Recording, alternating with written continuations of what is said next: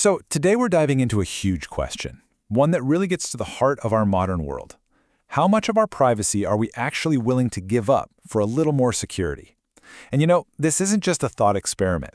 This debate just got very, very real in San Francisco, where they've made a decision that's shaking things up.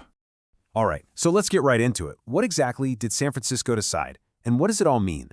Get this, San Francisco has just become the very first city in the entire United States to ban facial recognition software for its police and other public agencies. I mean, this is a massive deal. It's a landmark decision that could totally set the stage for the rest of the country, and it's forcing a conversation that, frankly, a lot of people think is way overdue. Now, it's super important to understand that San Francisco isn't just banning all surveillance. Not at all. The city already uses technology to read car license plates, and you've got police officers wearing body cameras. So that makes their choice to draw the line here, specifically at facial recognition, even more interesting. So that kind of makes you wonder, right? Why was this technology even being considered in the first place? Well, let's take a look at the arguments from the people who actually support using facial recognition. The whole case for this tech really comes down to the promise of more safety and better efficiency. Supporters say it would be a game changer for city security.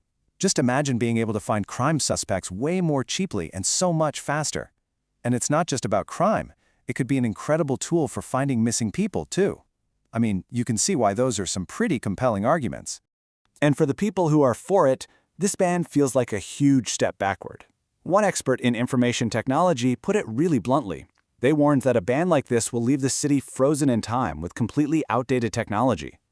The fear is that by saying no to this tool, you're just falling behind and maybe even making the city less safe.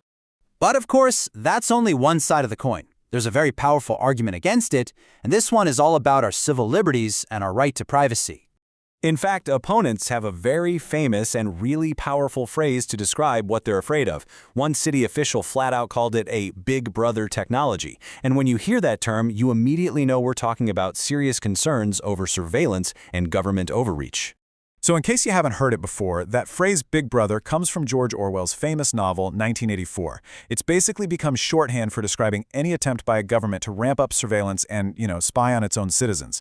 It just instantly brings up this image of a future where you have no personal freedom and you're always being watched. And what this all boils down to is a pretty fundamental difference in how you think about safety. On one hand, you have the argument that real, lasting safety comes from building trust within communities. And on the other hand, you have this reliance on what many see as invasive technology.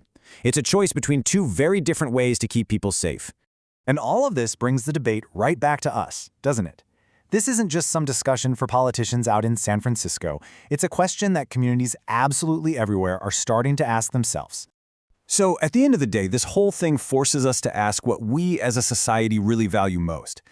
Should facial recognition be banned where you live? Where do you draw that line between security and privacy? It's a conversation that's really only just getting started.